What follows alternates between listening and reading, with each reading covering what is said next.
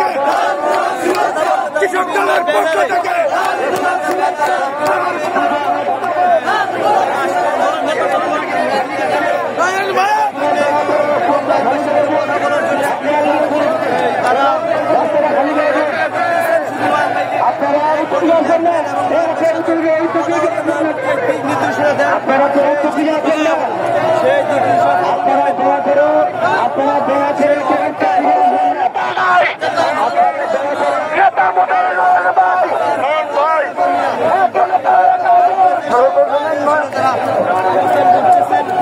আপনারা জানেন যে এখানে আসলে মূলত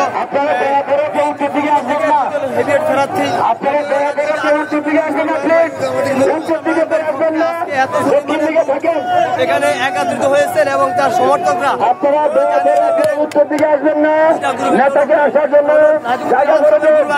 আপনারা অত্যন্ত সুশৃঙ্খল ভাবে এতটা সময় অপেক্ষা করে আমাদের নেতাকে বরণ করেছেন। রিসিভ করার জন্য তারা এখানে অত্যন্ত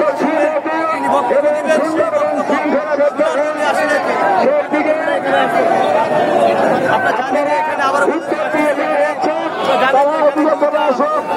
গ্রুপ রয়েছে যেটা হলো উত্তর দিকে তারা দক্ষিণ দিকে চলে আসে নেতাকে আসার জন্য রাস্তা করে দিয়ে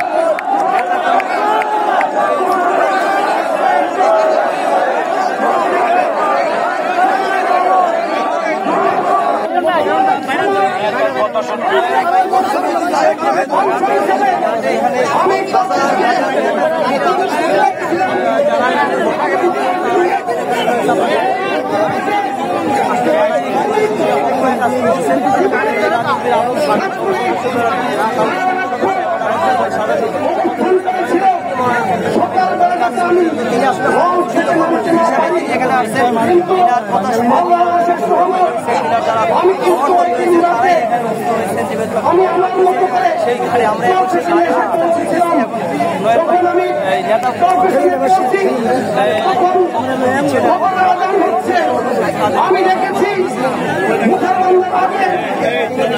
পাকিস্তান ছিল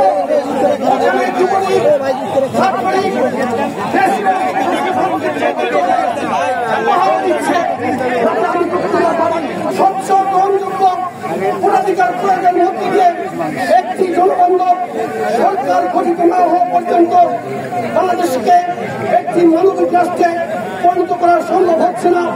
এজন্য আসন্ন জাতীয় সংসদ নির্বাচনে আপনারা বিএনপির প্রার্থীকে তারেক রহমানের মনোনীত প্রার্থীকে তাদের শীষে ভোট দিয়ে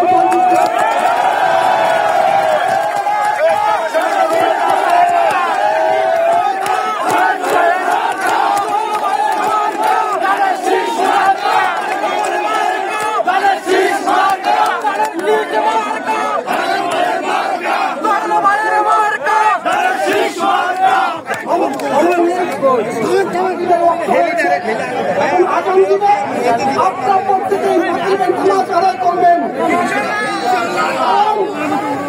নামাজ দুটো হচ্ছে এসব না করে আপনারা শুধু আমাকে গ্রহণ করে নেন, অভ্যর্থনা জানার জন্য সময় দেন, তাতে কিন্তু কোনো লাভ হবে না।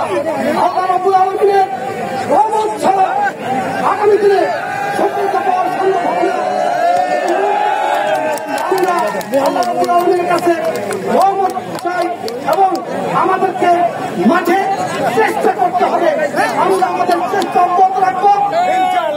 আজকে এই অভ্যর্থনা অনুষ্ঠান যারা আয়োজন করেছেন চরপেশন উপজেলা বিএনপি, চরপেশন পৌরসভা বিএনপি, চরপেশনের অন্যান্য ইউনিয়নের বিএনপি নেতৃবৃন্দ এবং সকল ইউনিটের অঙ্গ এবং সহযোগী সংগঠনের নেতৃবৃন্দ যারা দুপুর থেকে কষ্ট করে এই গরমের মধ্যে আমাকে অভ্যর্থনা জানানোর জন্য অপেক্ষা করেছেন এবং আমাকে অভ্যর্থনার জন্য দেওয়ার জন্য সার্বিক আয়োজন সম্পন্ন করেছেন। প্রত্যেকের কাছে কৃতজ্ঞতা প্রকাশ করে ধন্যবাদ জানিয়ে আমি আমার সংক্ষিপ্ত বক্তব্য শেষ করতে চাই।